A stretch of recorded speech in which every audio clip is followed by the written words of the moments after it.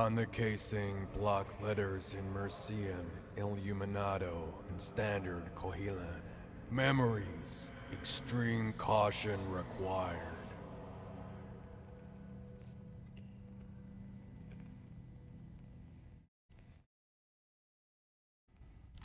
Definitely not.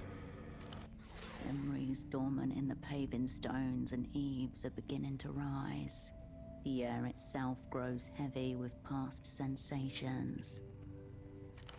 This will definitely hurt. Estimated duration, eternal.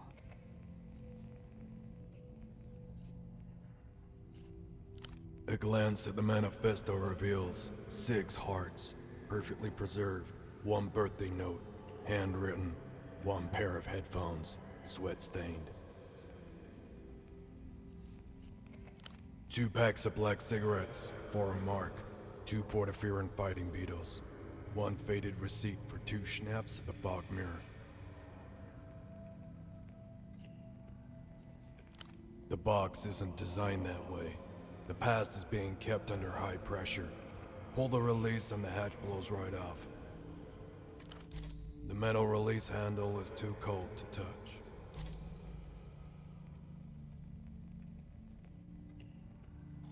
Already, you feel a little bit less alone. Whether you're prepared for company is another matter.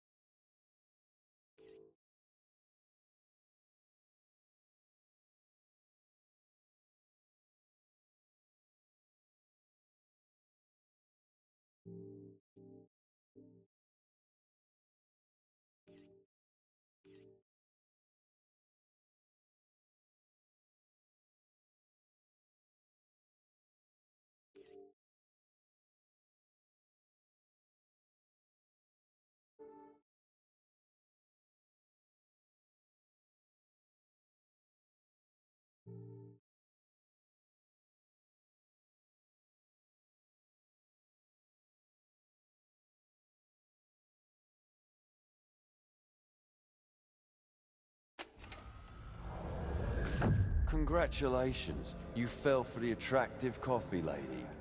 Is safe house everywhere?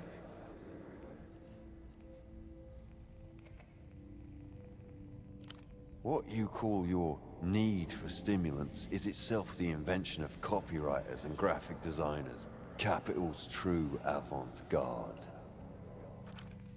You desire the red and black coffee because you see the attractive woman with compelling hair and you believe in her more than yourself.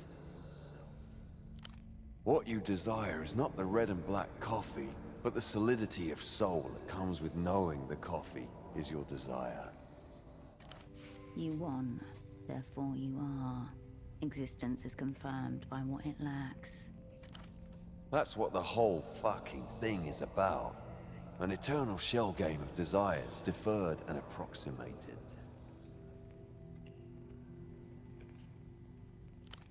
Pretty clever, isn't it? We are made to unrealized desire by the caffeinated deception and the appealing armed women who enforce it.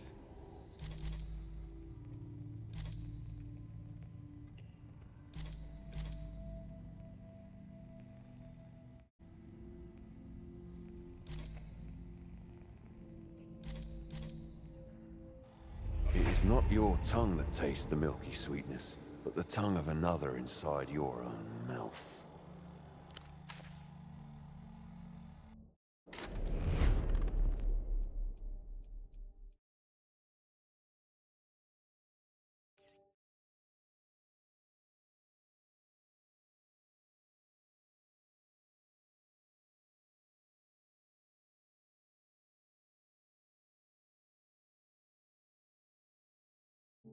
Oh,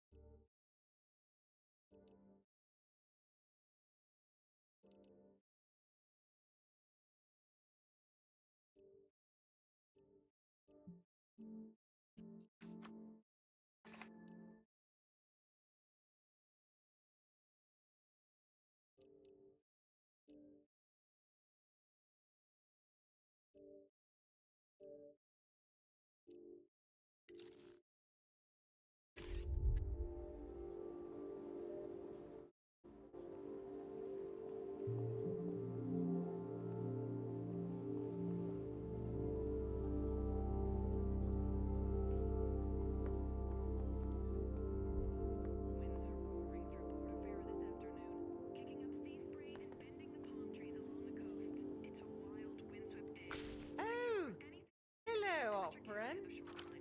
She doesn't seem to have been expecting you. Strange smell about her. Chemical. You remember it from somewhere. Of course, all good here. How may I support you this fine morning?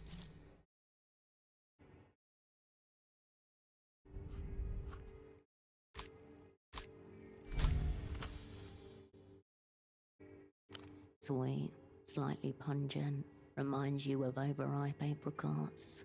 All signs point to... Excuse me? You're confused, Operant. You've probably just never smelt photographic toner before. Negative. Toner has a sulfurous odor. Rotten eggs.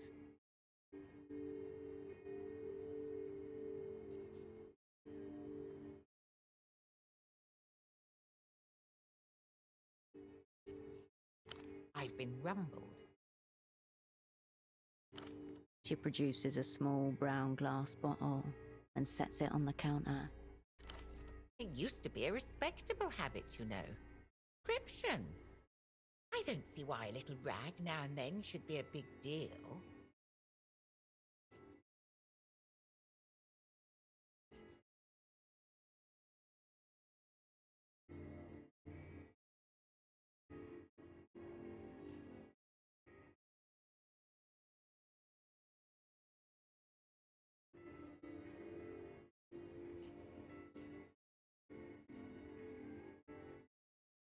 That's why I use it too, naturally.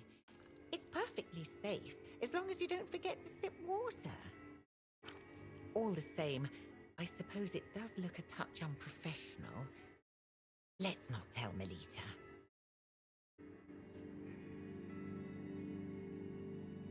Go on, then. No. Actually, to be honest, I find some of the things he says rather upsetting.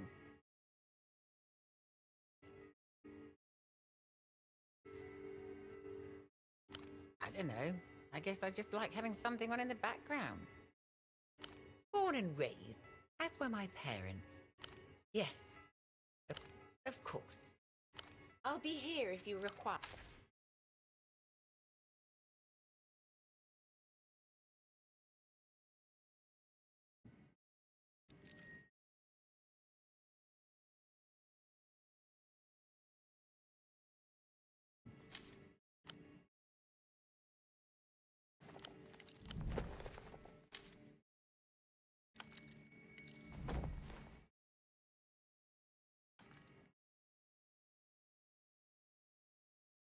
The lenses, camera bodies, flashes, and other indiscernible parts littering the workbench give off an alien and slightly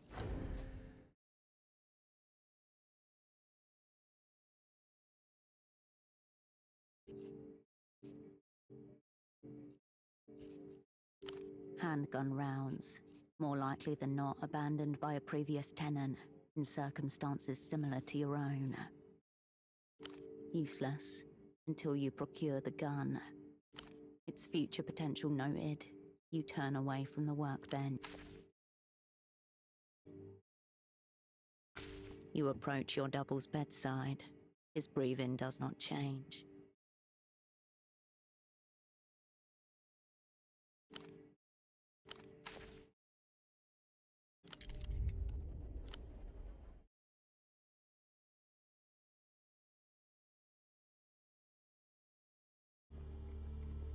The fax machine awaits orders. You turn away from the...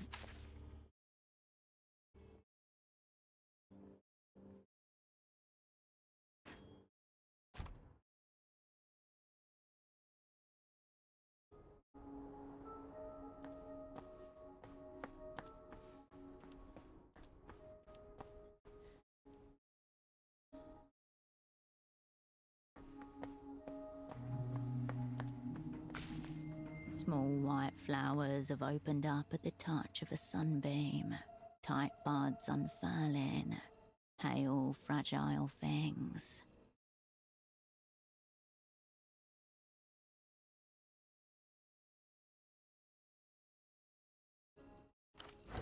A delicate fragrance rises from the bush. Jasmine. You breathe in jasmine and cold air, soft and thin as hope. When you were quite small, there was a jasmine plant that trailed over the neighbor's fence. Knowing they could be made into tea, you took a flower and popped it into your mouth one autumn morning. You blink. An hour has passed. The sunbeam is passing too.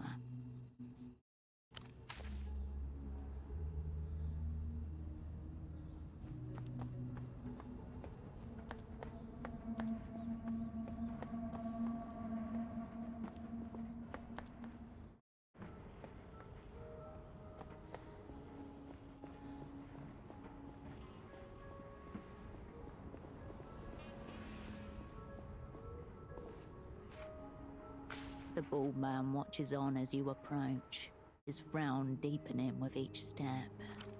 Dressed up like a compromise. His shirt is low enough to expose a tangle of chest hair. Deliberate, wild, oddly indecent.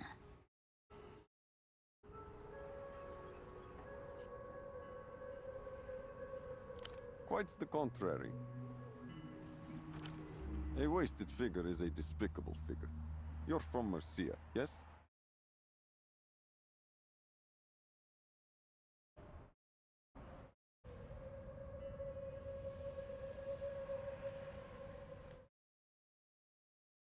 The tilt of your spine. You're disciplined to stand straight. Rouse.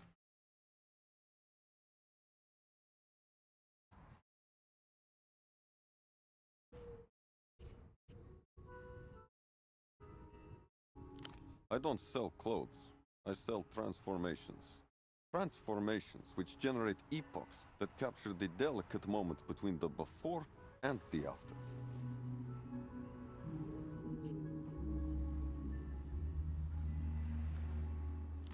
The tailor nods. Inside, a small cathedral of pristine jackets, dresses and suits, impeccably arranged. Your vision darkens at its periphery. Unpadded jackets with their sleeves rolled up, just a bit.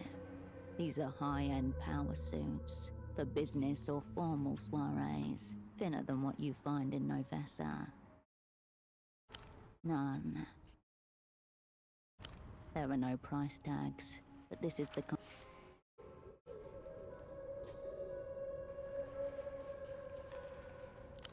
He offers a brief smile.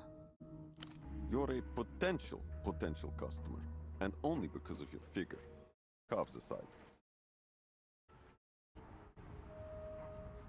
It's the first thing I noticed about you. One of them is slightly larger than the other, leading to a gross imbalance. I can see that you don't know much about the world of high value. If you move in certain circles, you may have heard a certain type of man say such things as, "I have a guy in Portofino, but you wouldn't have heard of him." I'm the him you haven't heard of.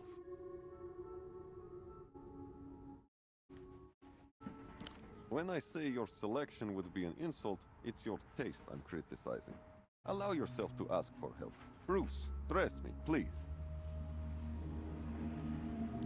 The tailor swishes his hand through shoulder-length hair that hasn't been there for a long, long time. Ah, my young friend of the avant-garde, the savant of the scene. Has he sent you for another high-end piece of mine? There seems to be no creditor in this man.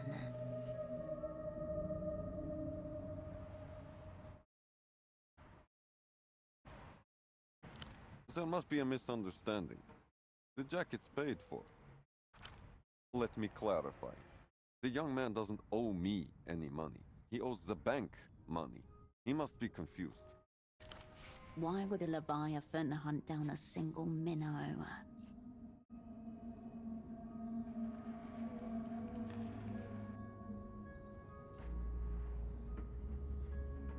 The jacket itself was 500 sol, underpriced for a masterpiece, but there's accruing interest, service fees, and other economic fashions on the side of the bank.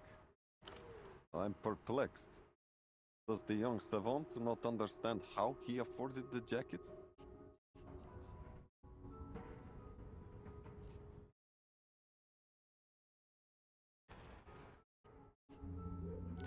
How is that possible? Unless he does not know how money works either.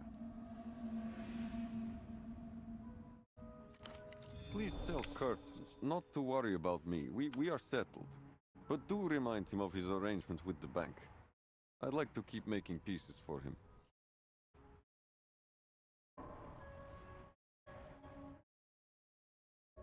I could offer some critique, yes. You may not like it.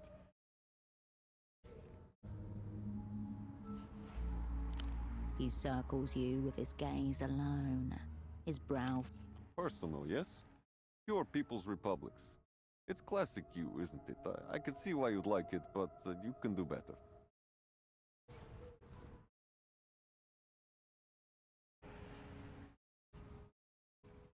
This is what's there for you.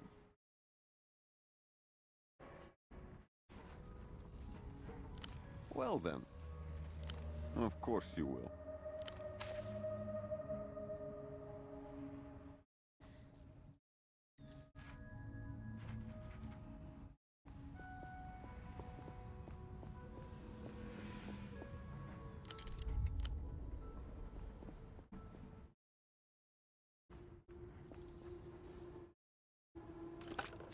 You pick up the payphone's handset. Your finger depresses the squishy shape. Something tense inside you relaxes and unwinds. You step away from the pay.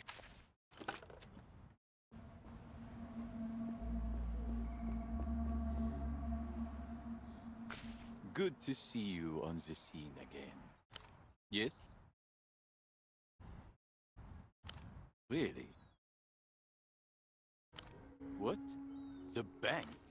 How can it be? This is not what the scene is about. I owe money to Emter?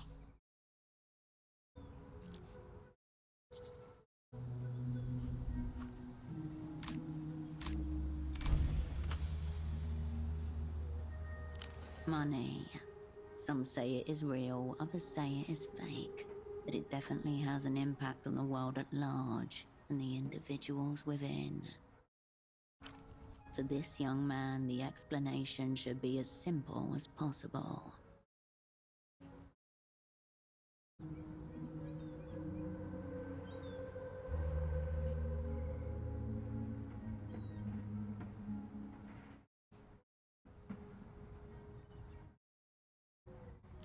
What does that mean? Even simpler.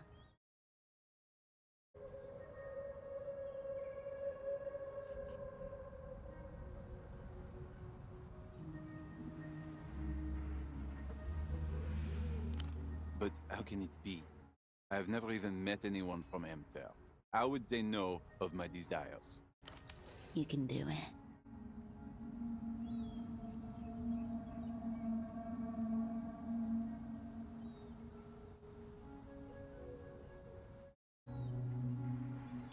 There is a moment of almost serene, silent reflection within his eyes before the stark reality washes over him. Oh no. So I'm in a lot of debt.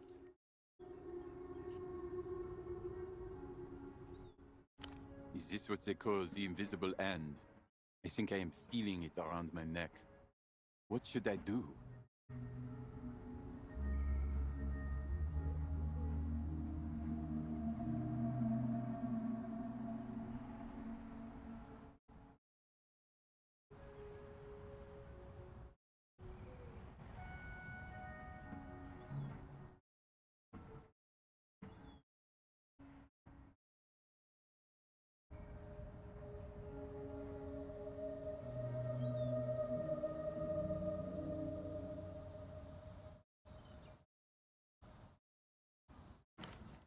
Should I become an illusion brand ambassador? How am I going to face my father like this? He's a proud man, he wouldn't understand.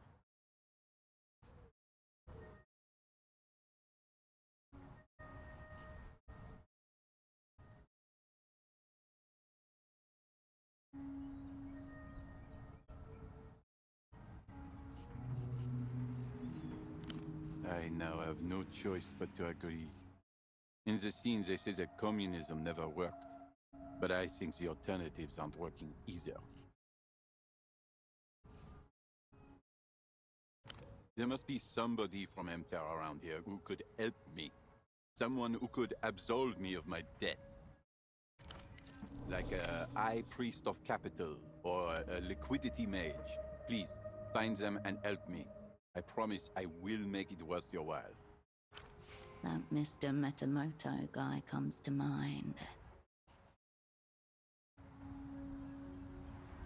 He's old school, living in his delusions of past grandeur. Thinks he's got it all figured out with the money, the business. Very proud. Zero knowledge of the scene or what's fresh. Going to give me another one of his lectures. Very uncool. He's the manager of the housing campaign. Or at least that's what he calls himself. In reality, he's just a janitor. Yeah, like what's definitely out. The scene's the scene. See you on this.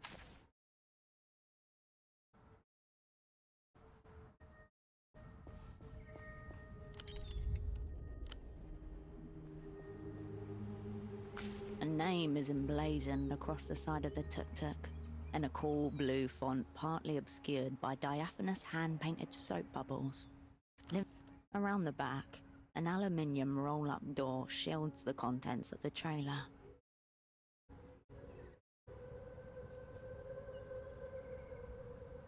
The leather-upholstered bench is barely big enough for two people to share.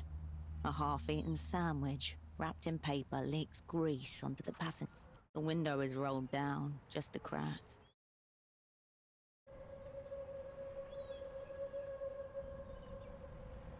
Someone has jammed a half-empty spray bottle of disinfectant and a damp rag into the shallow well on the dashboard.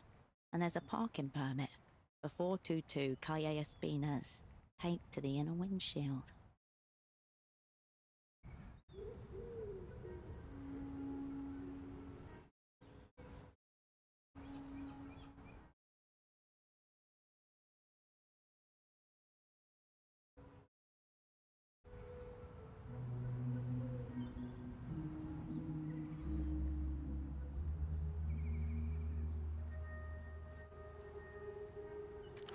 The only other touch of the personal is a copper medallion hanging from the rearview mirror.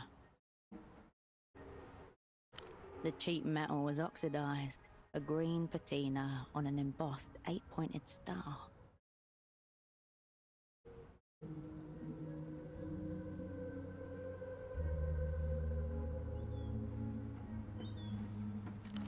Some astrological thing?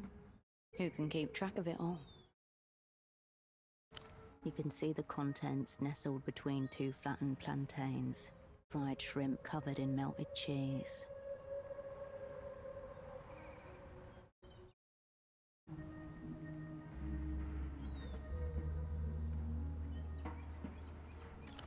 Elder Lord of Venus, extremely popular at pelota matches, and the main cause of Portofero's looming epidemic of atherosclerosis. No one abandons a sandwich like that for long. The cleaners, wherever they are, have left little trace of themselves or their equipment inside of the vehicle.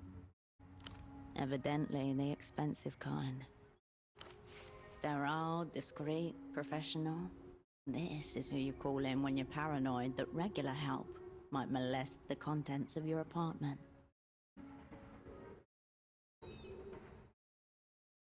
The roll-up door is bowed in, half crushed. The aluminium edges are misaligned, leaving an awkward gap that's desperately bridged by a worn padlock. This tuk-tuk has recently suffered a rear-end collision. That padlock is under sustained physical pressure. Its collapse is not far.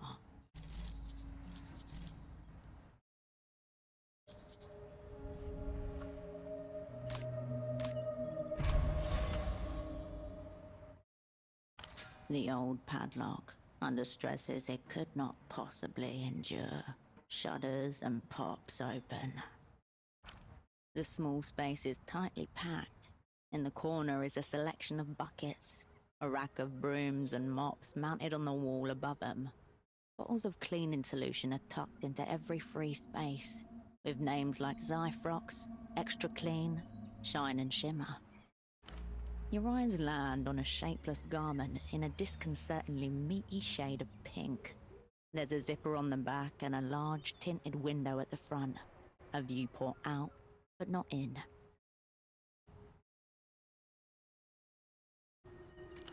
The cleaner's face obscured from clients who'd rather not have to acknowledge the humanity of their janitorial staff. The suit slides off the rack and into your hands.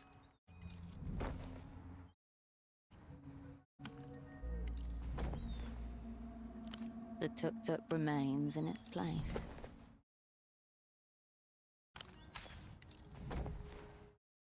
The cleaning tuk-tuk with its soap bubbles and secret. The roll-up door. This tuk-tuk has that padlock is under sustained. The tuk-tuk remains in.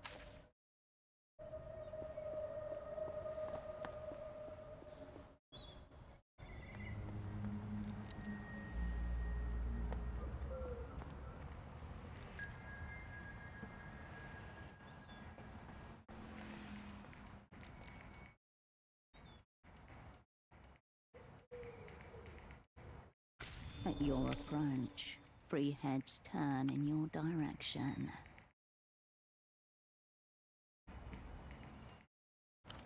Looking for something?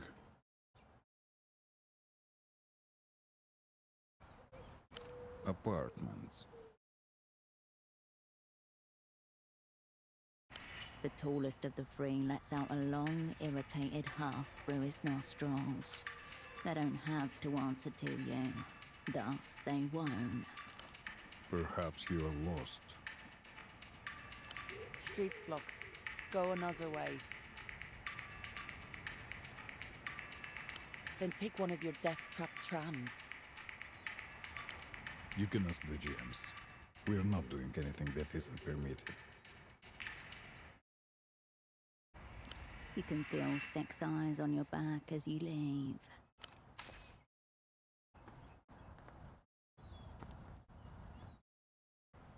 The trio goes silent. Back. You can feel sex eyes on your...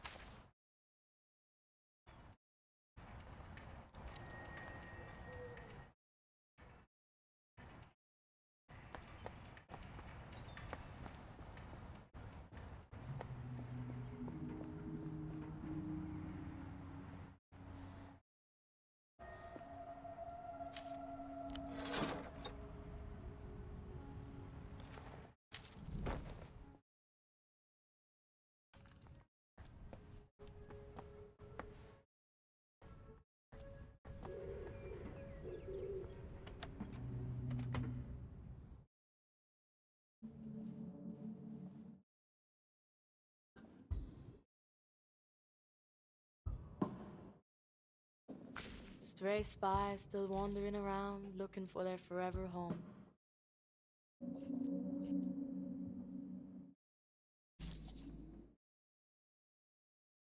Keep your powder dry, Hirsch.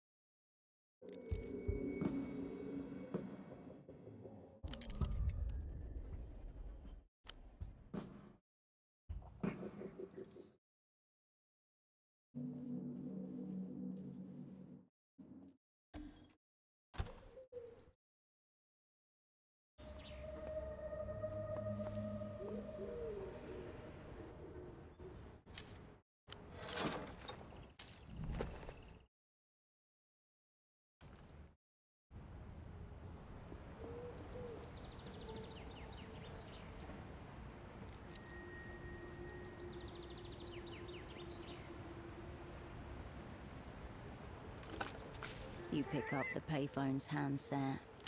You step away from the...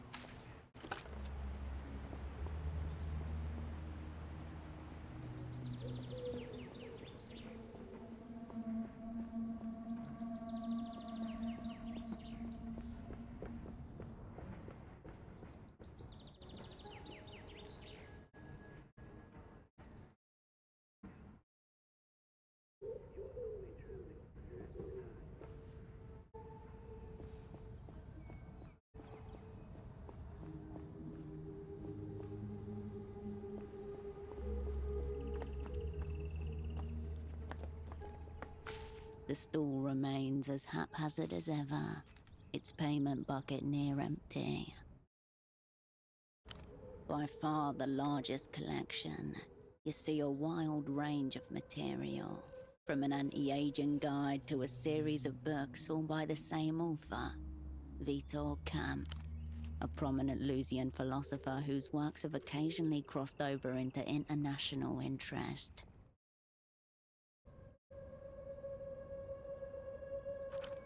Doesn't seem familiar. He gazes back at you from the cover, darkly handsome in glossy black and white, with the far-off look of an old film star. Underneath it is stated, the philosophical bad boy for our times. You'd be surprised. There are some shocking cases of plagiarism out there. A large space is allocated to the genre, but most of the books have been taken. Only a few worn stragglers remain. One of them doesn't even have any pages. People hunger for that happily ever after. You flip through the stack of slim, staple-bound periodicals. Faded fashion catalogues 6 years out. Most magazines tend to be. The more recent issues focus on the emergent Lusian stuff.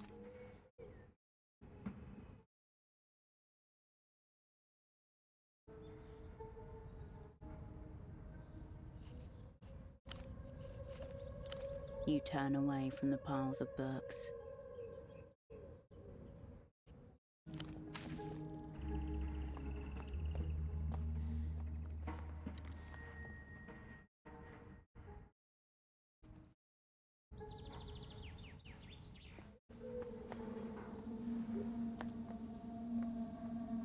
Cobblestones awash in early morning lights.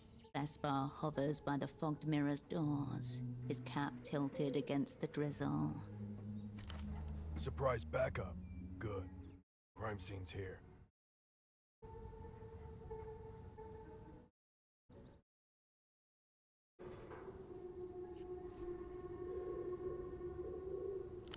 Failure to serve before 9. 6 more minutes. Then I say we go in and ask questions.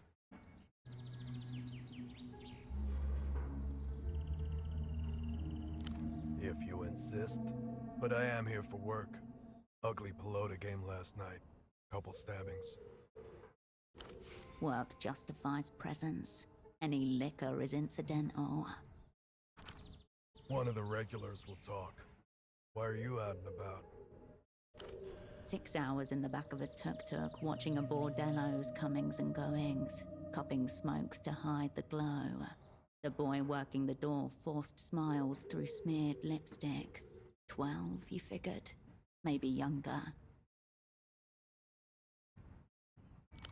That seals it.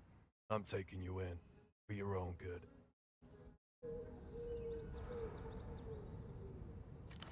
The doors open. You and Vespar walk in with shared purpose.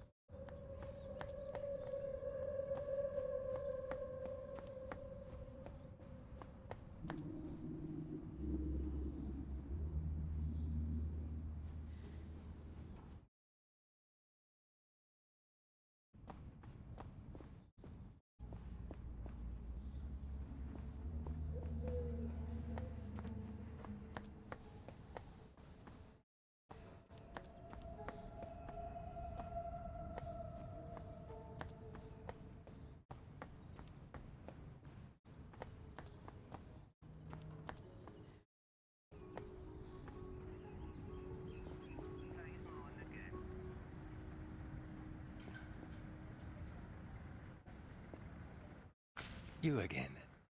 Any updates on the 9? But how can that... A handsome foreigner. The Carabineros were playing a trick on him. You'd think with all the MTER money this place has gotten, they'd have fixed their aerotrams. I can't believe this. Where I'm from, the gendarmerie are bright and civic-oriented. What am I supposed to do now? I was simply passing through on my way back home to Sundark. I had been working in Copablanco, but the work... well... that was more than a week ago, and, well... Despite his predicament, he's kept up with hygiene. His beard is shaved, his nails well manicured. There used to be a more direct route via Havergelie, but the border has been closed since it was re-annexed by La Luz. It's not so easy to get around as it used to be, you know? I'm a political economist, by training.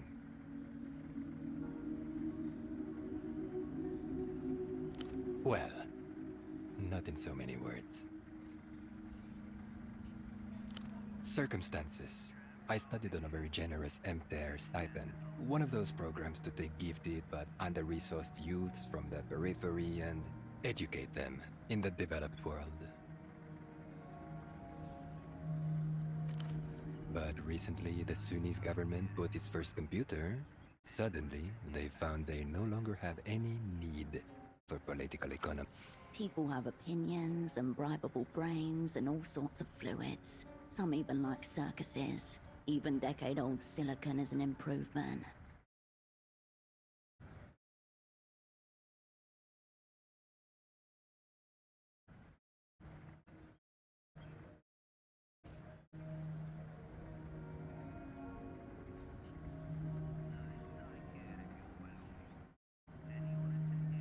Let's put it this way. You don't really hear anyone speaking of the Sunnis socio... One national computer in the right hands could be, as they say, a game changer. Long story short, reality forced me to make alternative arrangement. How to put this? You're surely familiar with the concept. A somewhat rich older lady wants a nice exotic husband without the lifelong commitment, yes? Meanwhile, a clean, well-behaved man from the periphery wants to see the world but lacks the necessary capital. The woman pays for his relocation and gains a valuable commodity. A high-quality Sunni's husband. If a woman of means wants him over other options, that makes him a luxury. He likes that.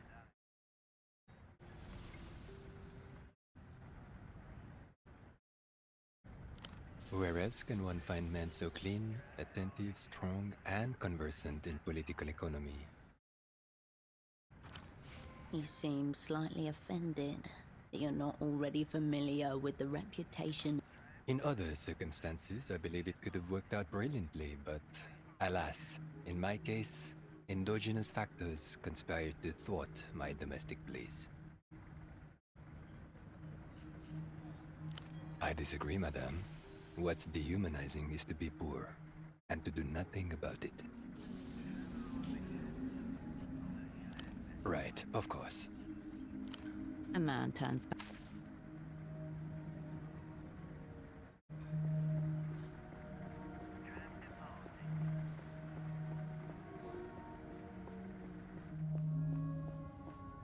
You were panting from the run over, heart thudding in your ears.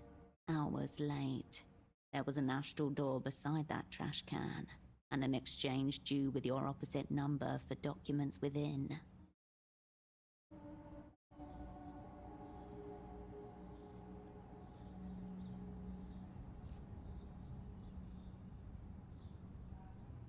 It's empty. You were only supposed to handle the pickup and drop-off. Some blueprints in exchange for a dossier. That's way too fucking boring to remember. We've already forgotten it again. You turn to see Estock sitting at a nearby bench, shaking her head at you slightly over a newspaper. Shh. She looks away and changes her posture, letting her coat fall in such a way that you see the sign in her pocket. She's made the exchange with your opposite number on your behalf.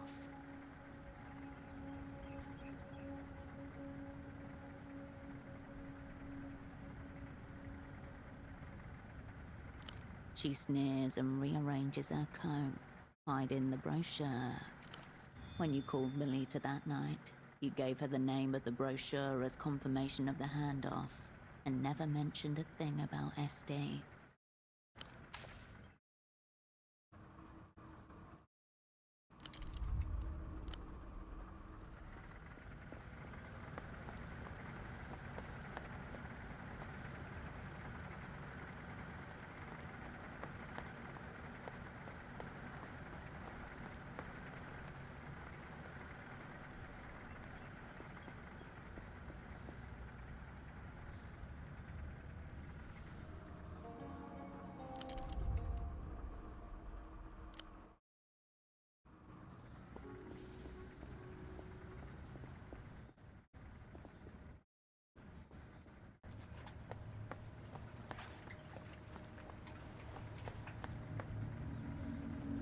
The intercom gleams, the indicator light flicks on it. With a certain excitement, you discern. Can I help you?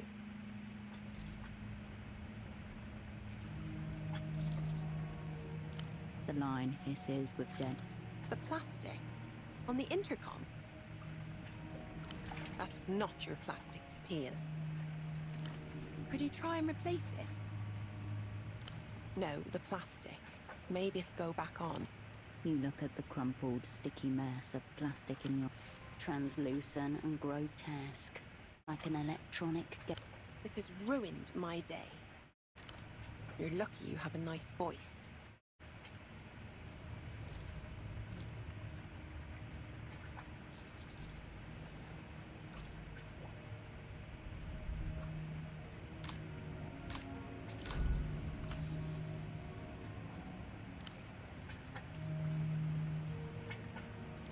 The what? Sorry?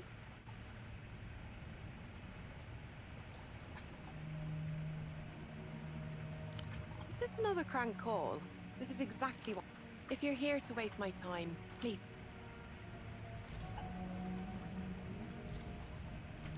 Désolé. If you don't know, you're... Very vague, almost secretive. Nice try, but I won't be doing that. The dermis of static masks any change in her tone. This door opens for someone. That's why there's an intercom. We just need her to tell you who. Bonne journée.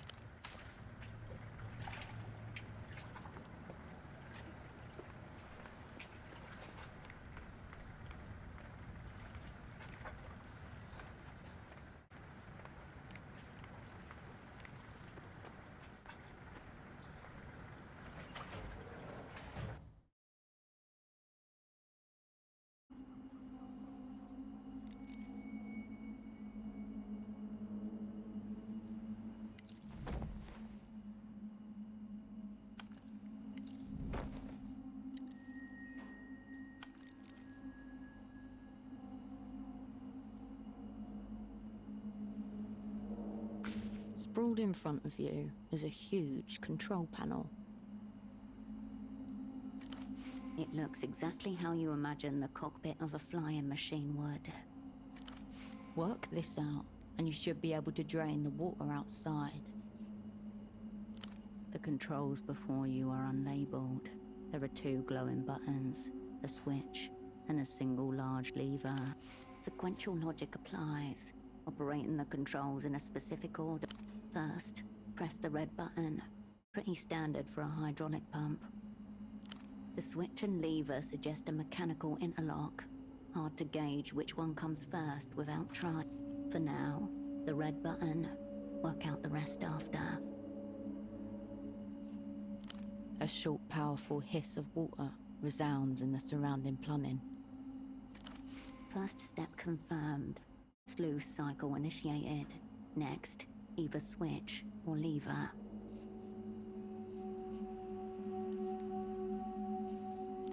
It doesn't budge. Nothing appears to happen. Best guess, toggle for a humidity sensor, or pressure relief for a bypass pipe. Ignore it. It's irrelevant.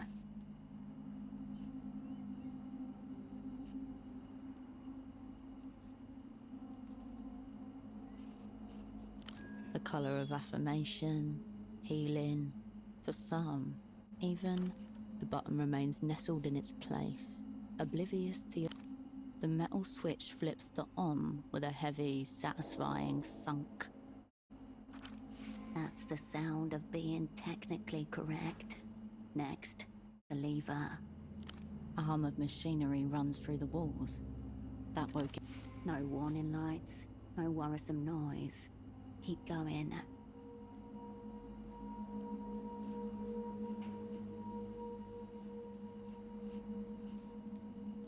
Nothing appears to happen. As you suspected, the button releases a stream of water somewhere when it is held down. The hiss turns into a trickle, and then stops entirely. The water won't drain unless it has somewhere to go.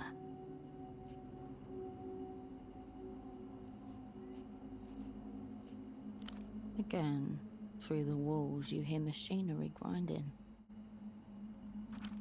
A gate opened. It shouldn't have. Pull it again.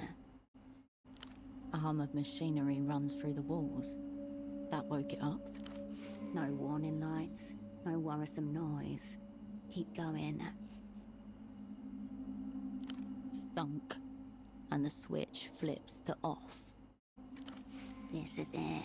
Now hold down the red button.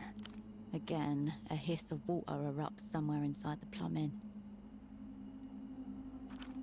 You hear it running through the water lock, splashing through on the other side. That worked. It's draining. You leave behind the control panel, its arcane language now mastered.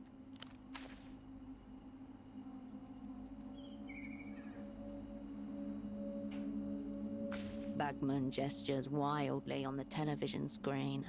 This is the ad for the reality situation you've seen before. The sounds from the commercial fade.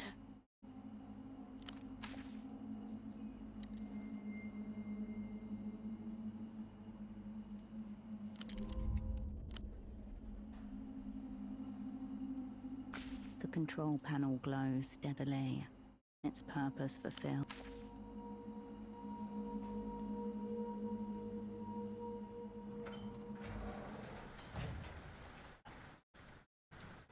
The container is still overfull with rubbish.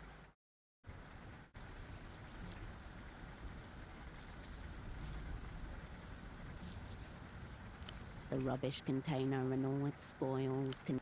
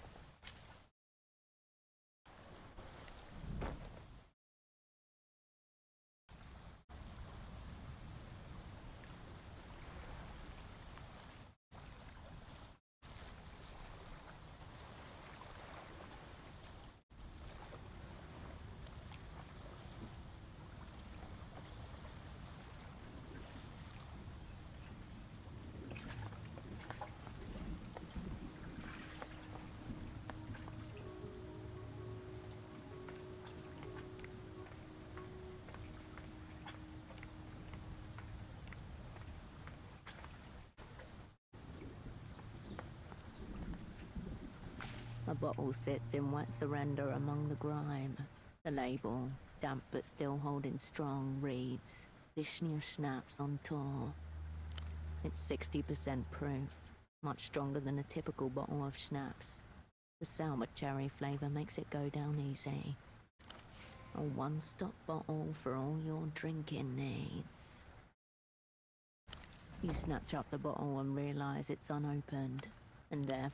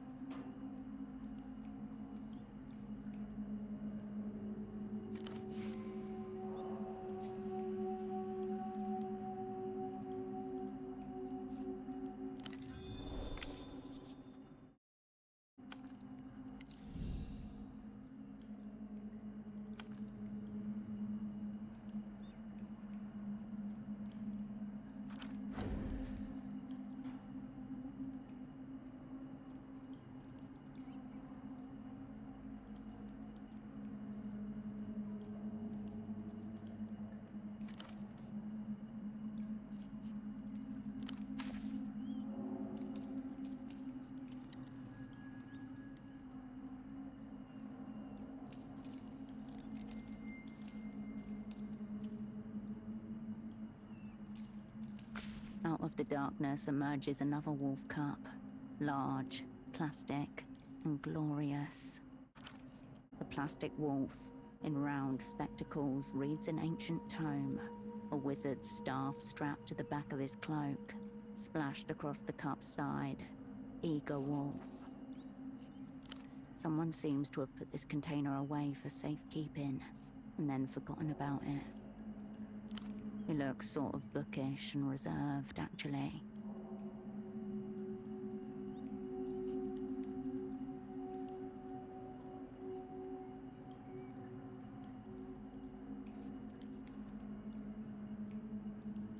Blobs of yellow paint refuse to stare back at you.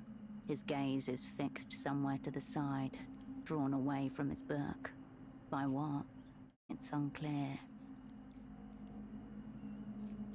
Eager Wolf joins the crew. Another plastic wolf cup in your hand. As before, 1 out of 6 is stamped on the hard bottom. If you're a child, perhaps, maybe you should find some and ask them about these cups.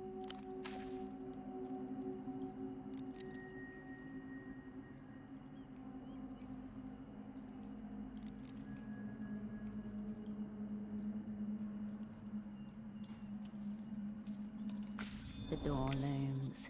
Its keypad glowers at you dubiously. Glossy metal finish. No hint of rust or weathering. An even darkness runs along the door's edges. A heavy, die-cast 10-digit keypad with a matrix of tactile switches. A trio of wires runs from the bottom of the keypad to the door. The keypad sends its input to a series of relays inside the door. If the input is right, solenoids pull the bolts open. Assuming an 8-digit combination, you're looking at 100 million possibilities, rounded up by 1.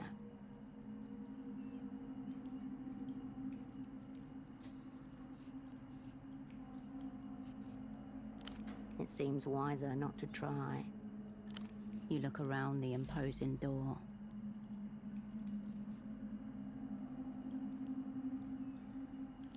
It's hard to see its full form without a light, but inside, there seem to be hundreds of small protuberances sprouting along a cylinder.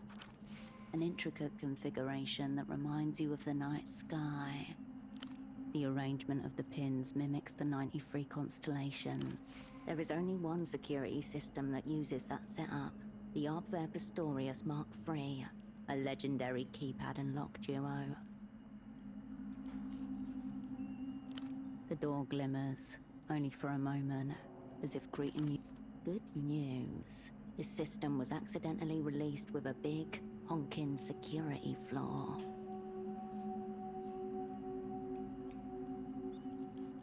All you need to do is switch 2 wires around, and the keypad will accept any input. Easy. A vulnerability leaked to the Opera in '87, courtesy of a disgruntled engineer who had defected to the People's Republic. But cheat? There lies the scoundrel's way. No frill in that. No How utilitarian. Remember, a paragon of her craft would defeat her opponent with flourish. The Abwehr Pistorius Mark III's keypad blinks patiently.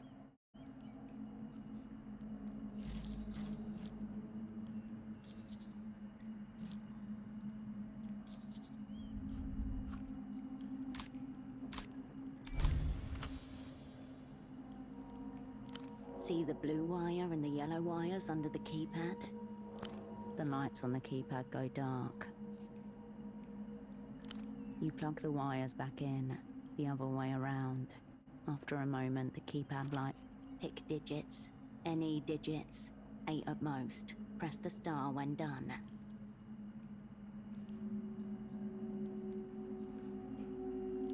The keypad accepts the numbers. It blinks rapidly 3 times before emitting a pleasant chime.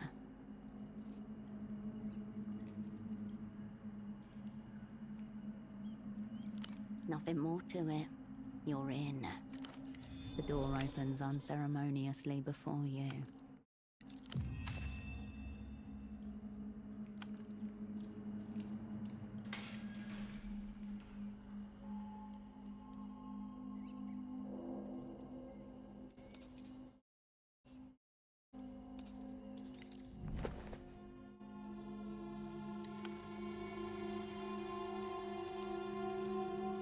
The metal drawer slides out nearly soundlessly, revealing rows of official-looking folders.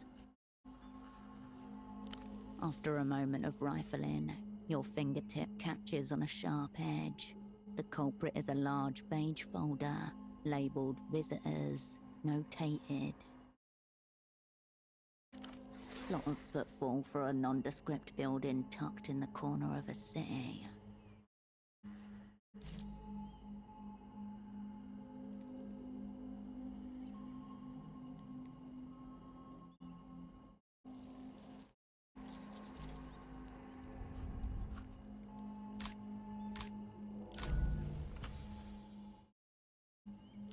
Time to render this material post. Take this glorified accountant apart from the outside in.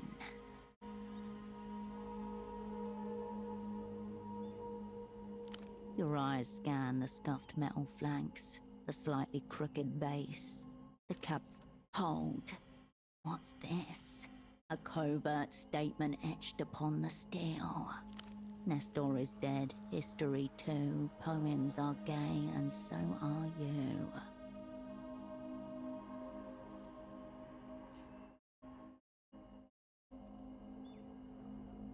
The clang of foot-on-metal shudders across the room. Relatively deafening. And still it does not break. You are bested by filing cabinet's rigid materialism. Time to turn this interrogation inward. You bend your arm at an uncomfortable angle and press around at the deepest part of the drawer. Nothing. Not even a lost paperclip or bent staple. The drawer's base makes a thin rattle, not the hollow echo you were hoping for. You pull your hand back from the standard issue cabinet. Strangers in grainy black and white stare back at you. Under each photo, a terse itinerary. Each of them seems to have left the same way. There were reports of a ghost site labor colony on Ile-de-Serres that the Opera took seriously. Operant cylinder, status lost, was convinced MTAR were behind it, though he could not ultimately prove it.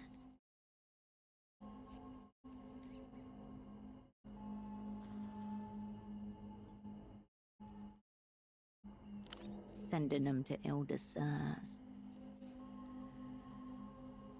You skip through the stack until your eye catches on a man's face. Mid-60s, eyes blown up by milk bottle glasses. The last time you saw him, he was smiling at the camera. He isn't smiling here. He looks exhausted and grubby, crumpled at the corners. Resigned to what was then coming, now come. Visitor Krantz Eno. Date of arrival 4/3/96. Date of departure 4/18/96.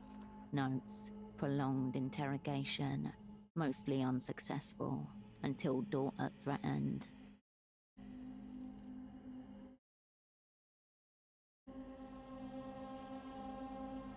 Gone. You have found someone who isn't really here. It disappears soundlessly into the stack. You look for any young woman by the name of Ultravioletta. Obviously a stage name. She could still be in here somewhere, unknown to you. The metal rattles against itself as the drawers. The heavy steel door contains a single small window. Next to it, another brand new intercom like the one upstairs. As with anything that talks in this city, It is emblazoned with the blue Renotel logo. Heavy condensation is obscured through layers of glass. Nothing can be seen here, in the domain of shadow and smudge.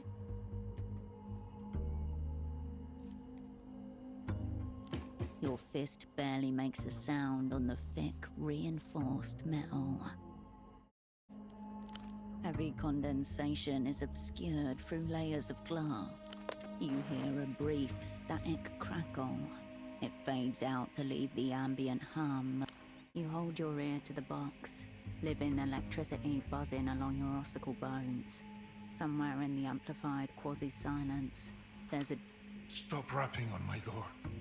Don't you people ever tire?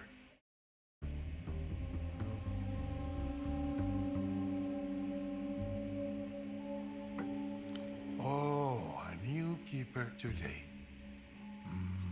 I can barely make you out through this little viewing slot. All right, Spirit. Do you have a name? That's not a name. That's a falsehood. I agree. Absolutely superfluous. No, it still matters a great deal. This little corner of the outline refuses to be filled in. Hello, oh nameless one. You must be Temple del Sur's well-connected friend. The wretch from the Opera and Bureau. A knot of tension forms between your eyes. Once again, you're a step behind. Don't let his evasions and insinuations throw you off course. The deal. You're here for the deal. A wave of static crashes over the line.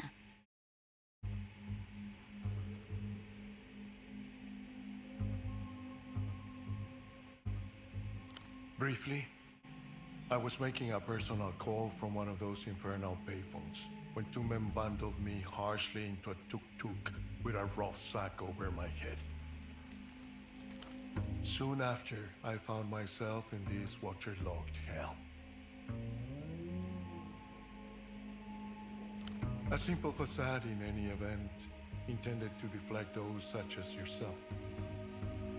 You could say we're both servants of culture. The Ministry maintains relations with a number of men like your unfortunate friend. Allies against Emter's ridiculous culture blockade.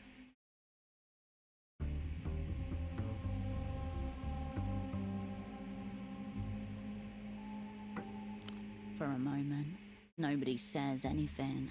Green water sloshes about your feet. Temple assured me the Opera were enthusiastic about the terms, despite the risks involved. Are you telling me that was not the case? Here it is, the side deal. First of several, potentially.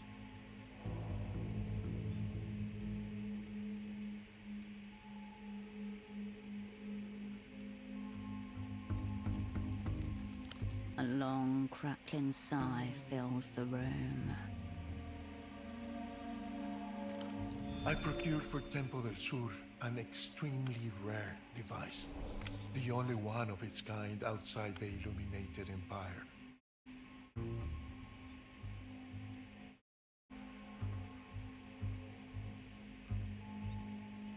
That is what he called it, yes. I told him not to repeat it. It's a prototype for a new bootlegging device. I would tell you all about it, but really it's best to see for yourself. Of course he did. I smuggled it out of the Empire in my own diplomatic bag. Our friend was very insistent on this point. His end first. A detail the girl Yana conveniently left out. You need to confront her about this. But tell me, if Tempo is no more, what has become of this extremely rare device? Not that it's any concern of mine just now, but I would not leave such a thing unaccounted for. Not that many, only the big ones.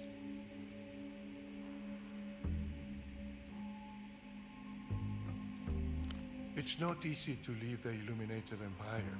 Tempo promised he would call in certain favors. Alas, only one of us got what we bargained for. Please, my socks are so true. The buttons of my feet look like wrinkled tissue. I'd like to be out of here before my toes start to blacken. Let's not keep your masters waiting.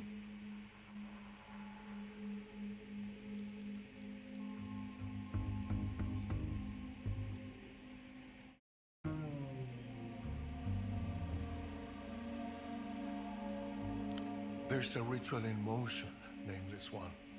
One I suspect you've got an important part to play in. Soon there will... Wait.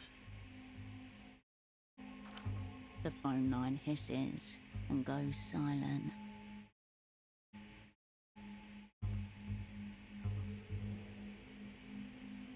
The line remains connected, but there's no response. No sound of movement above, just drip, drip, drip, drip. Apologies. I had to attend to a personal matter. A large rat swimming along the floor of my cell. It's not so hard to drown them usually. This one was just very oily. Right, the reason you're here. There's a very important man on his way to Portofino as we speak. His name is Facundo Reyes.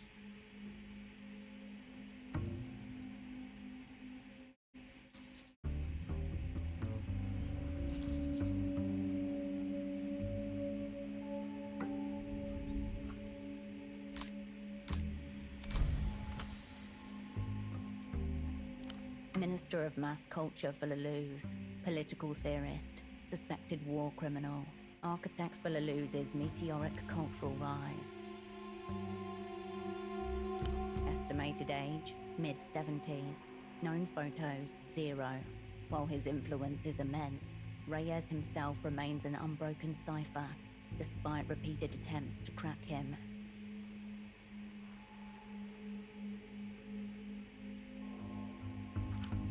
Albert, zeroed out, 71. Redacted, declared null entity, 74. Sediment, zeroed out, 76. Vape, like all the opera's great enemies, Facundo Reyes is referred to primarily by his epithet. To his friends, he's still just Facundo.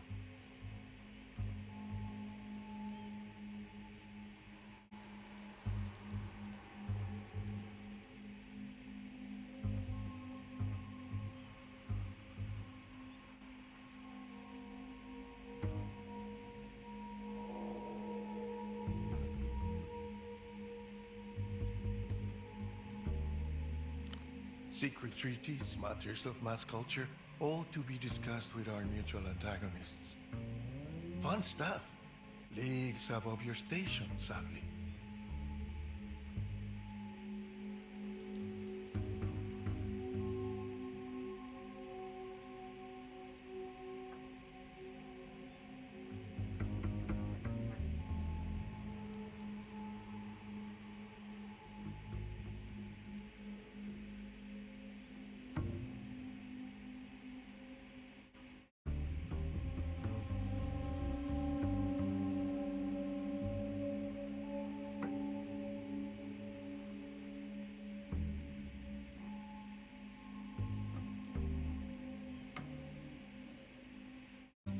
Just one question before you scurry back to your masters. Will it be you escorting me to the superblock? Or should I... What might have begun as an inhale of breath transforms into a static roar that fills up the audioscape. The edges of your eyes begin to burn, pooling at the back of your mouth, an unpleasant taste. The ocean of static suffocates the air around you, If something human lies within, it is drowned too far. Footsteps right above you, coming this way. Vanish now.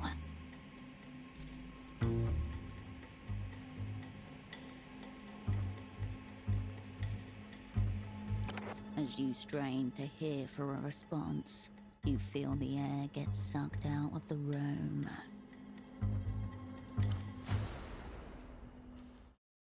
In the door stands a thin woman you've never seen before.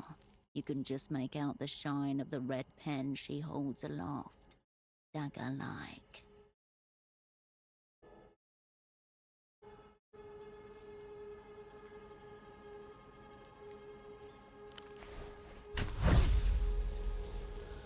Cold liquid snatches at your steps like wet hands as you run towards your only hope at escape.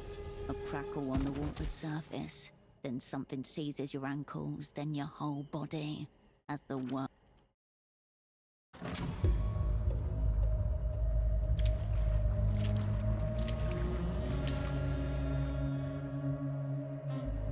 Hello there.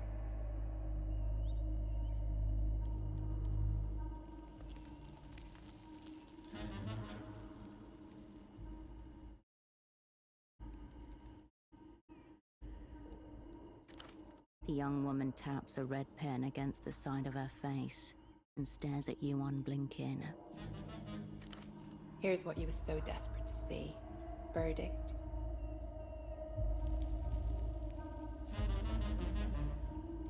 Already? I've barely touched you. Let me try something. Does this feel good? She runs her thumb over the pen, teasing its mechanical tip.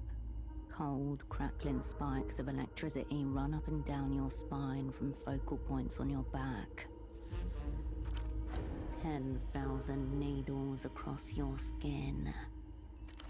You're wearing epidermal electrodes, contact points for a remote electroshock device. Sick. Good girl. You look very tough. A click beneath her thumb and a jolt of pain tears through your skin, sharp and sudden.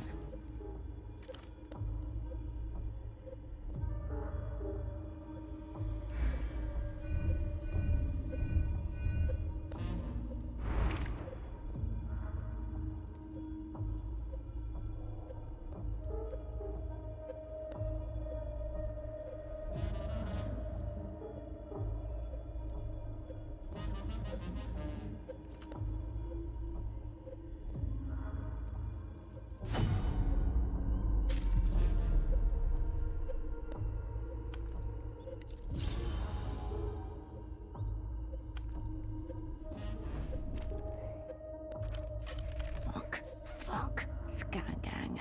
No arms off. Run.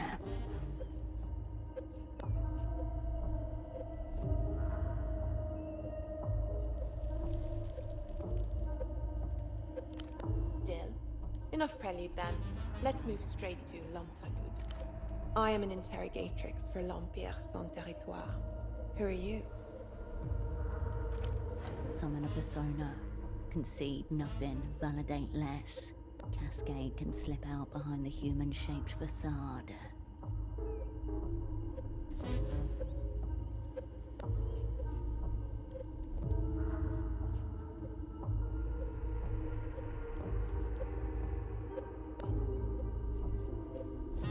Lame. Grazed a nerve. The interrogatrix doesn't care to be lame.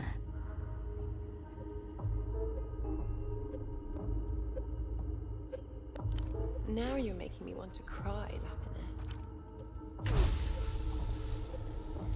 She presses the pen against her own heart like a dagger, rotating it as she watches you writhe with the pain.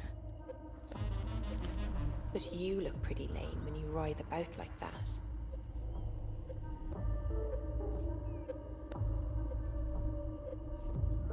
Because you'd have drowned if I hadn't picked you up off the floor, my Lapinette.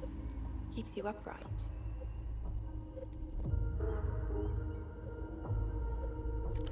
But good question. Why do you think you're tied to a chair draped in electrodes? You did indeed. However, that's not a hanging offense, or an electrocutable one, even though I was very much looking forward to it. Seems we're back to where we started. Who are you? Aha, socks. I've heard that one before. Then what were you doing breaking into the basement of a magazine office?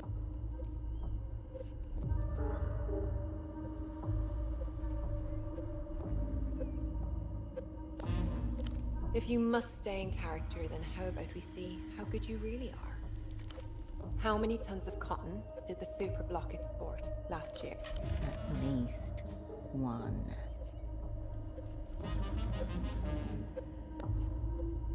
172,000. I do my homework. What's the cuff length of your biggest sock model? 4 inches. How many different grades of cotton do you offer potential buyers? At least one.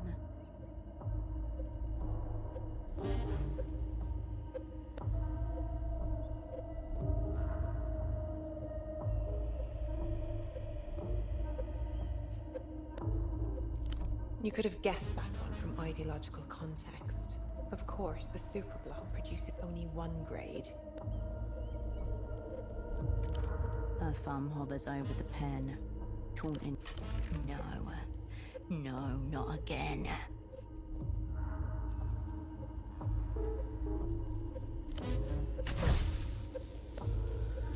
Click. Your body spasms, your joints strain. Microscopic sinews tear in your muscles. So, let me run my working theory by you. You're opera, right? Your right eye twitches. Thought so. I let you talk to our prisoner because I thought he might be chattier with you, and that you'd break more easily than him. The situation is dire.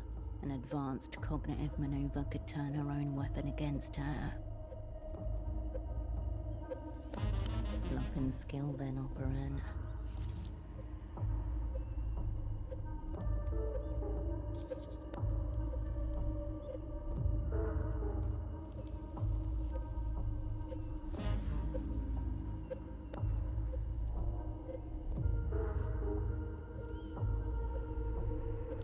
Your interrogator doesn't even notice. She's staring at your face, gently biting the thick end of her red pen. You sink back in the chair and widen your thighs, taking up more space, cutting. Captivating.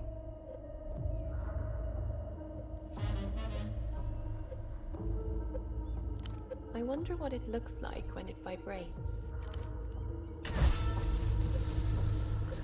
Click. Convulsions. A fresh mask of sweat.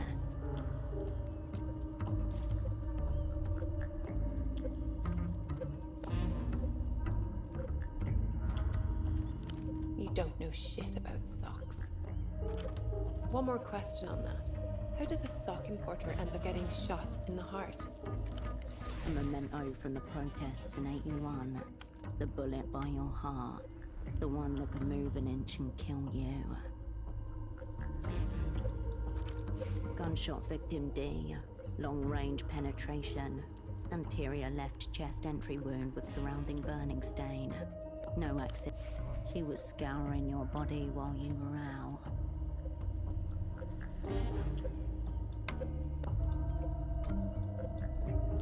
Oh, I get it now.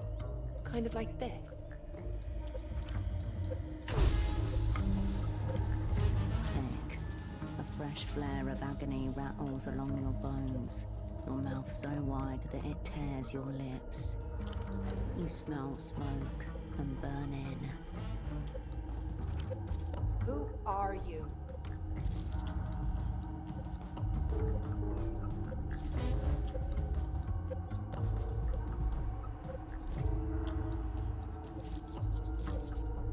The woman blinks twice and adjusts her position. No more? Merde. I was enjoying that.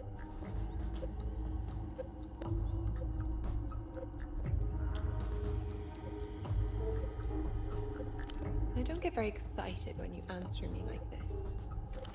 She stares at you, lips parted, eyes alight, her thumb roving gent. What is your name? Just tell her, fuck it. Do you have any affiliations outside the Operant Bureau? Strange question. What makes someone a friend?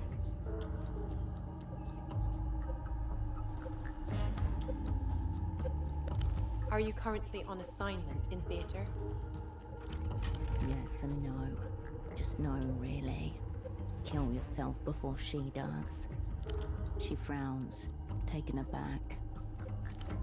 Interesting. You weren't lying there, were you, Laminate? Then I think, no, you weren't. That face under your mask, is that your true face? Why did you peel the plastic off my intercom?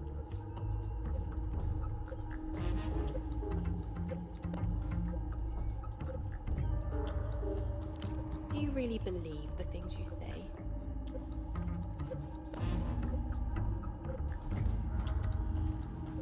Do you find me attractive? What does the opera want with the prisoner? We have no idea. That was unimpressive, even for the opera. Ma pauvre Lapinette. You didn't do a very good job there, did you?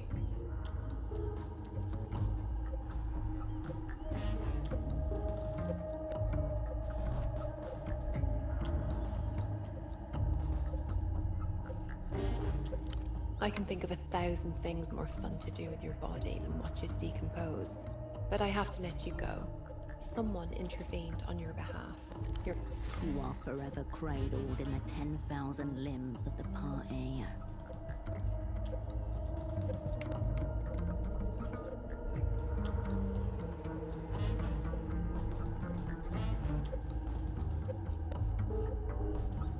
Toute chose qui existe en dehors de l'Empire est une chose sans valeur.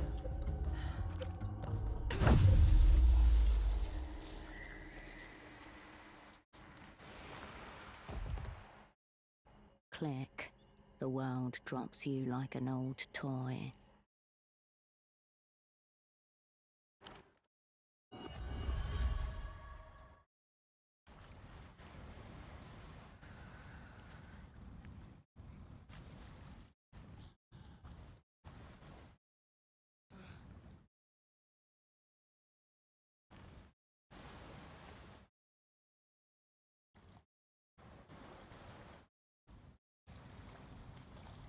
You wake to blurry vision, budding ears and a dull ache in your lower spine.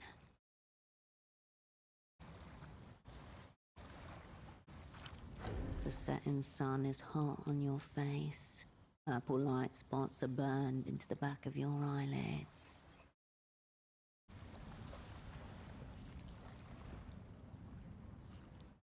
Alive. You have infiltrated the enemy's labor camp. An opportunity to build communism in Capitol's backyard.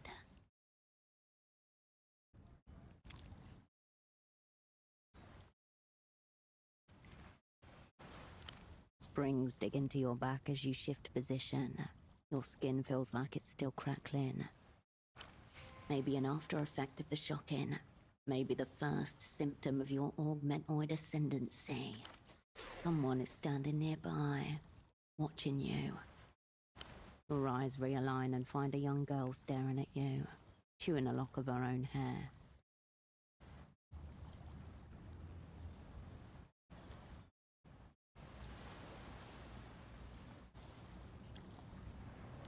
Over there.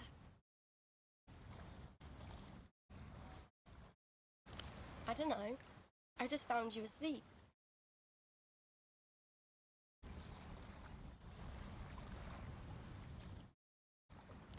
A derelict beach, a grey canal, and the building you were interrogated in less than 50 meters away, up the hill beyond the waterlock.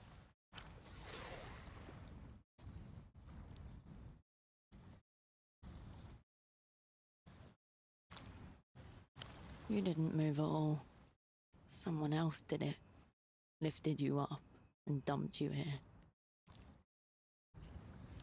I was with my dad, but he had to go grown-up fishing. He said I could take the tram home all by myself. It will be dark soon. Can you help me with something? I need to get this knot undone. The girl holds out a small hook tangled in fishing line.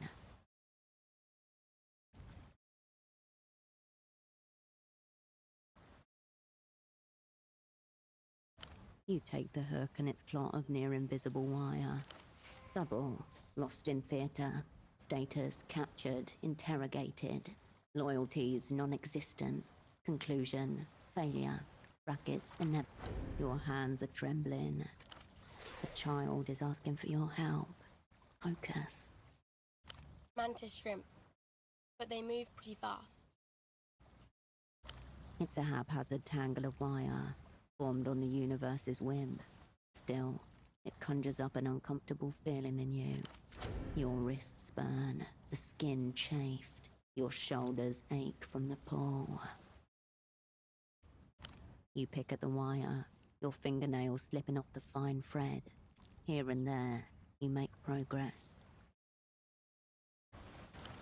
Coming apart at the seams.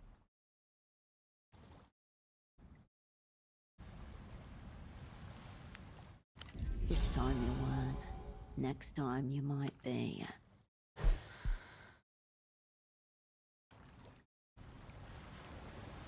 Are you okay? Did something happen to you? Nothing a prolonged ideological realignment session won't fix.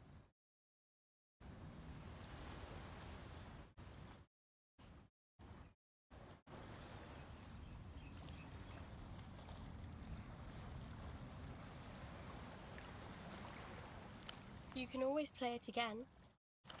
But you seem so...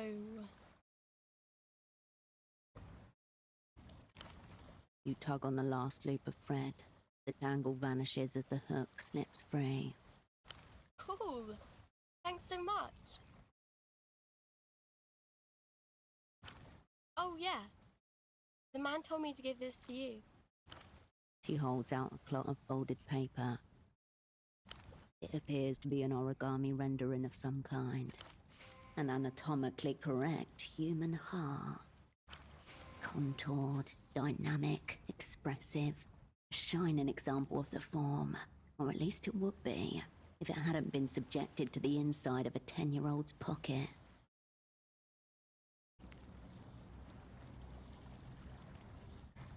If so, it promises a very technical and exact death. The man with no heart. Houseman, the null persona. Yeah. Is he your dad?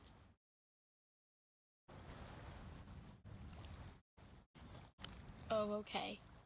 Adult stuff. The flattened paper reveals a handwritten message within the shape. Big ticket item about to hit the organ block. Opening bids already coming in by payphone. Party alley, west side. Who will we say is calling operand? Below the scrawled text, a childlike drawing of a heart, coloured in red. Houseman no doubt organised your release from the jail.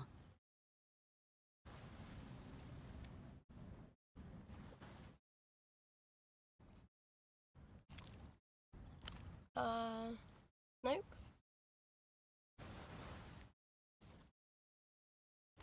For what? Your gaze instinctively turns north, towards the fog and colour of Party Alley.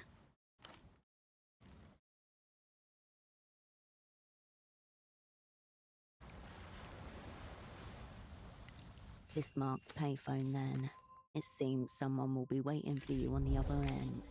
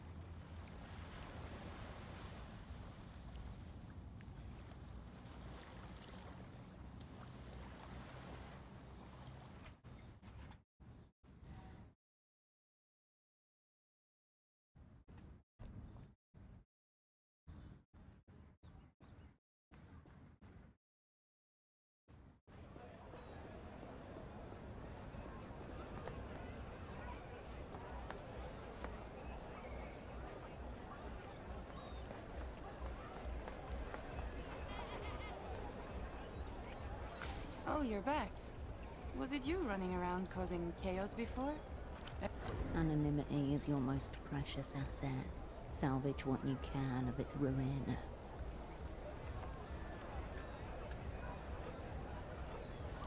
Oh. Okay.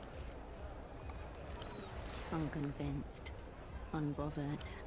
So, you want some party supplies? The stall beside her boasts a display of wigtopiary. Behind it all, you see an oddly familiar shape. The shape is robust and clean, with an architectural asymmetry. A cape, but nothing like the other costume pieces around it. What takes your fancy?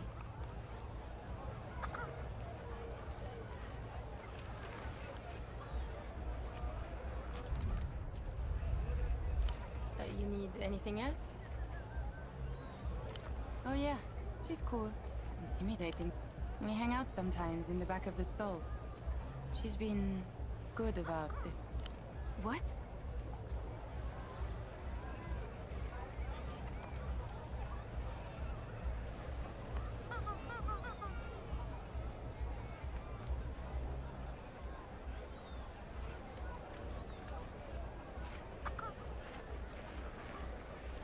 He was right?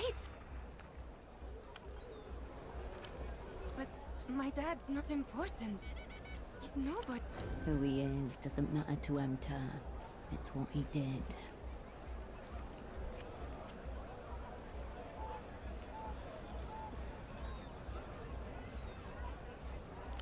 Yeah, but will he be... That is... I can't talk right now. She turns away from you in her stand. Burrow.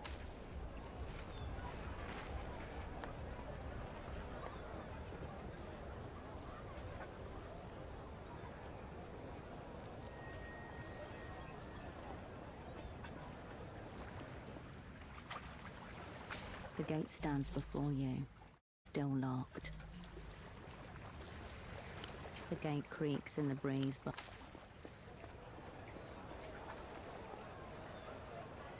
you return to the rack of clothing. The rack sway, kinda cool. But is that all? You're special and you know it. You deserve an outfit that tells everybody. An extra special girl would not have to... You'll show her. Search harder. Search. Attention-seeking fashion does not befit an operan. Casket. The rack sways with misspelled logos and forgotten styles. Cowboy boots, leather trousers. Along, kinda cool. But is that all you are? Listen to yourself. That's freezer talk. Come on. You're back in the game, Cascade. Search harder. Search better. Price tags rustle beneath your fingers. The rack sags a little and you turn away from the rack.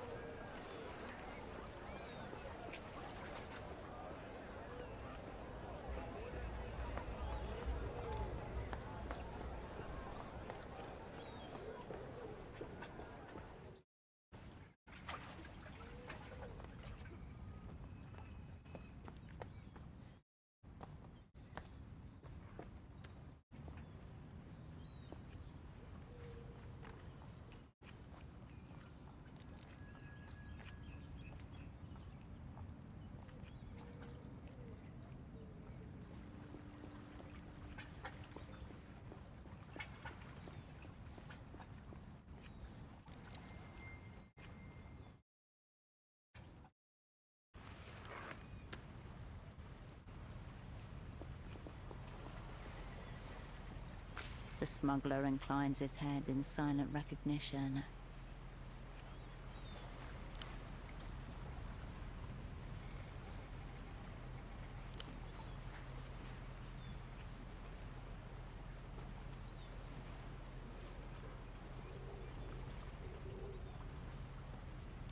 He lowers his head in brief silence.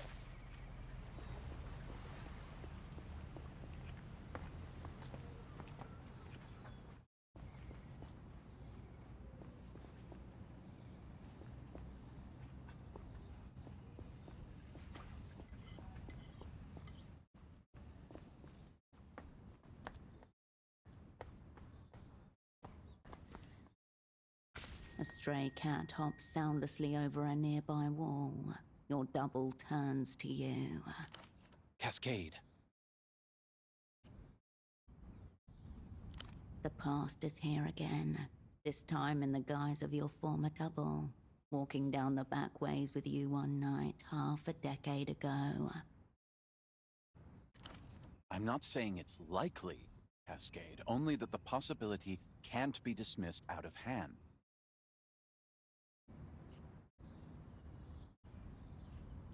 Point 1, nocturnality. Point 2, X-ray sight. Spoken like someone who's never locked eyes with a cat through a wall. Something feline in his eyes, too. An intelligence, but utterly dissimilar. We wait, of course. They know more about us than we do about them. We have to wait for them to show their hand. They have their own methods, their own strategic objectives, unaligned with any known power. And, I fear, devious and at odds with our own. Your double continues walking, his hands clasped behind his back and his gaze restless, darting around the scene, taking in everything. Absolutely everything.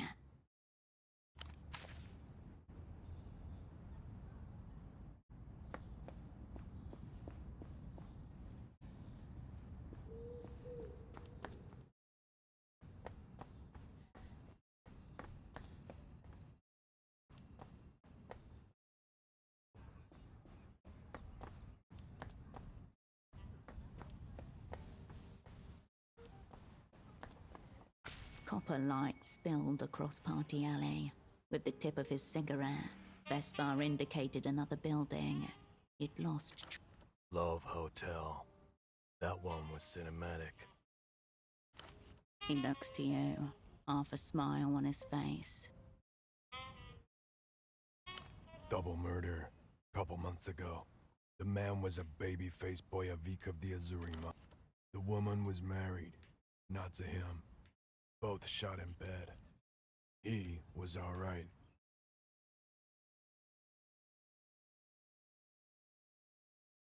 For whose benefit, it was hard to say. Sometimes it just seemed he needed to get them out. Little bit. He was a fast riser among the Azuri. Had some funny stories. Couldn't drink for shit. He would have made a great snitch. His gun was still holstered, tangled up in his pants. Certain deaths can't help but take on a metaphorical quality. Ah, well. Let's fucking go.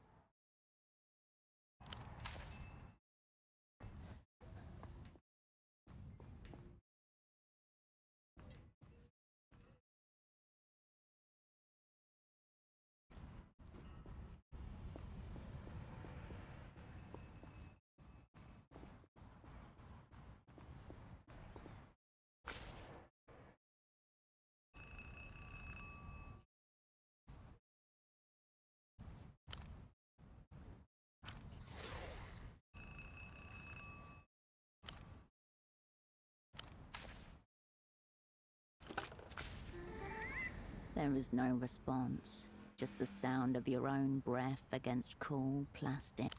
Looks like you missed your tram. But at least you didn't get yourself zeroed out. So thank you for that.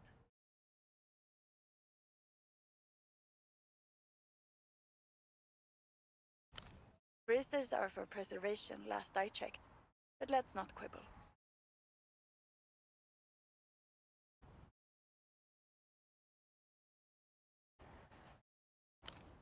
You really went off script back there. We're lucky an old associate reached out and filled us in. Today, 0 soul down.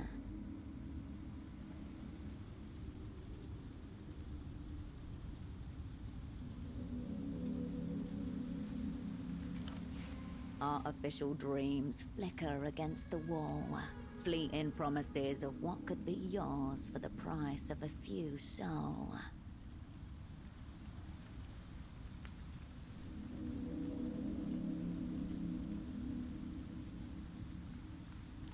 We're only as good as our sources, even when those sources don't technically exist. You know, I've heard in the developed world they have semioticians who insert secret meta messages into advertisements. Summer, get out of...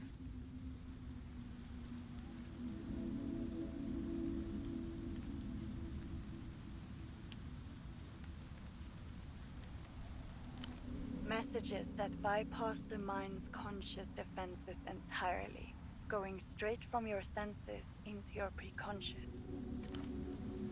Moss and lichen removal. Your task etches itself in the folds of your subconscious. Once seen, some things can't be unseen.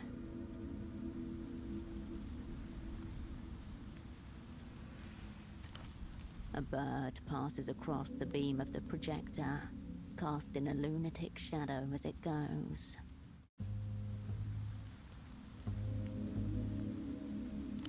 Forgiveness is rarely in the cards for us, I'm afraid. This is about the job and what's required to do it.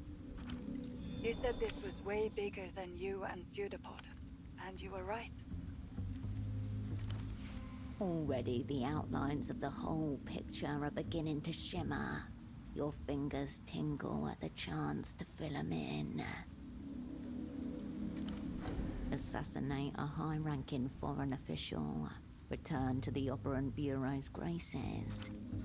You've already given over to yourself. These words are simply gestures to be performed.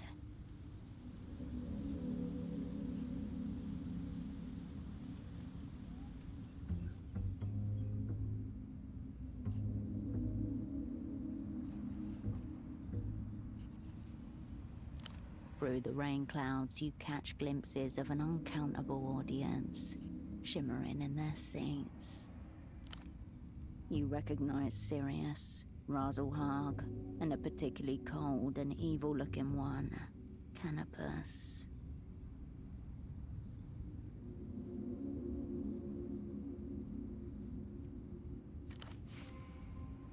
The words of an old friend echo in your ear.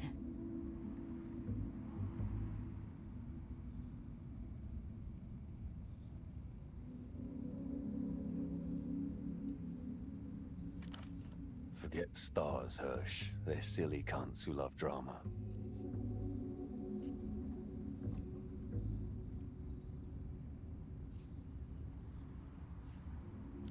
No confirmation, no denial.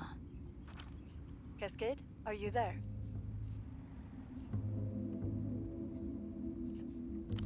I opened a can just before you called. I didn't have time to find a glass.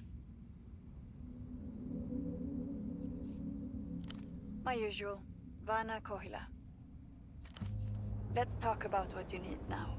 A plan, a tool, some friends. You recently made a new acquaintance, did you not? An older foreign gentleman. Dante, the old prisoner. He seems like a highly knowledgeable individual. I'm sure he could help you find a suitable time and place for your purposes. Then you just need to speak with someone who can dispose of him. Wherever the bank has an office, there's a head of human capital. If there's a deal to be struck, they'll be the one to approve it.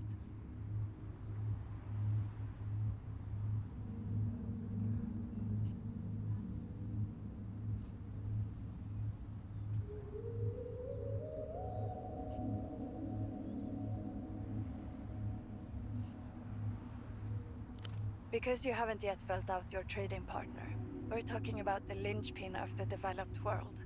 They will deal.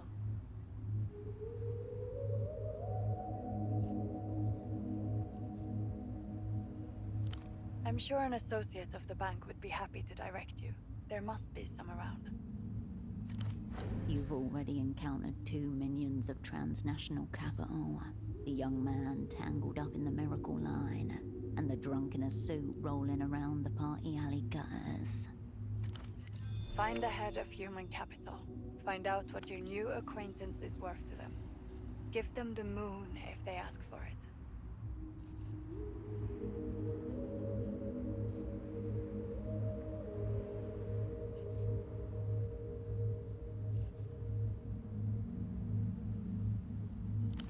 It sounds so fun and easy when you say like that. Of course, in reality, it will be very, very hard. I was thinking something discreet, portable, quiet. A pistol with suppressor, either built-in or attachable.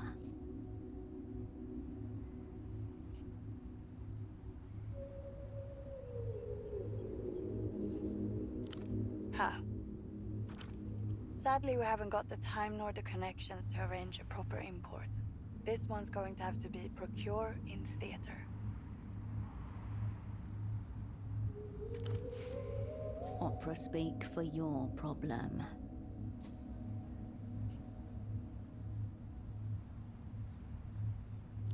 I told them we should have stuffed something in the fax machine. Alas, my request was deemed extravagant. I think a quiet purchase is best. Less paperwork. How you arrange that is up to you. Go Eyes, the street hustler and man of many endeavors. He's your lead.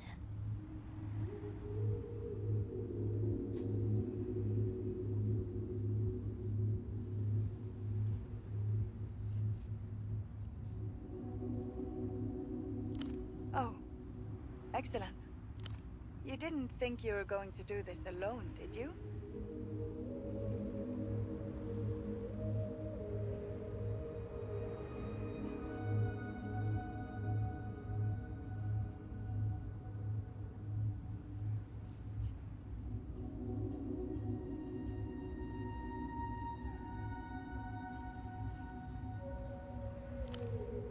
The photograph feels warm in your pocket all of a sudden. You won't know until you've asked. Besides, you don't need a network. What you need is a squad. Squad, from square, a formation that can defend itself in 4 directions. The knight errant, to assemble and guide the rest. The cupbearer, to stand by you absolutely. The astronomist, to reflect things in a different light. The fool, for a reason known only to one. No question. You and he always got along. Friends even. Good with wires and things, wasn't he? A decent fool. No phone line is safe when he's on your side.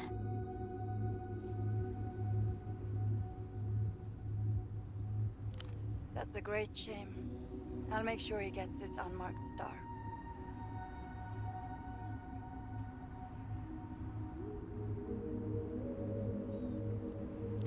Much like your old friend himself. And you think she might be up for this?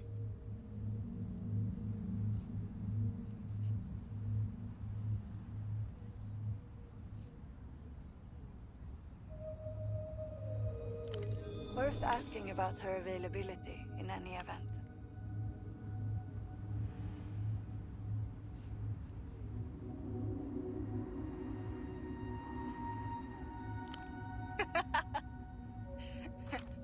Oh, you're serious, aren't you? Probably better that way. If you were to insist, he could take up his old role as your astronomist. But let's hope it doesn't come to that. Right, your cop friend, the Carabinero. He could play nicely as a fool, assuming he hasn't pickled himself in schnapps. A controller must know of what she speaks.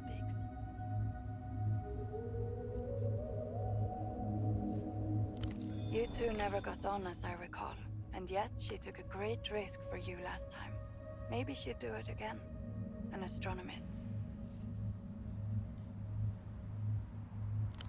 Yes, she probably would take any role you offered her. Her, I actually have a note on here in my files. Seems her father set up a clinic on a houseboat somewhere in Kisak. Maybe worth paying him a visit. A houseboat doctor. Could it be Dr. Hugo? Perhaps he's changed his name. Right. The stress of the job seems to have left your double somewhat impressionable. Inert. I would probably count him out for this assignment. I'll be there for you as well. You can reach me from any payphone if you need help in theater. For anything extra sensitive, you can call me from the phone in your apartment.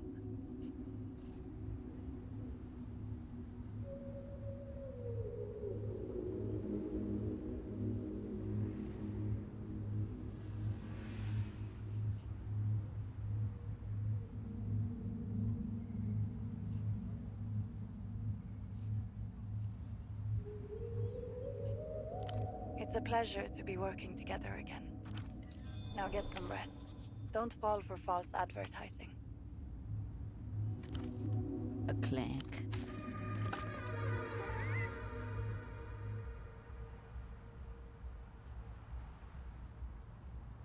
Lives, all mortal lives, expire.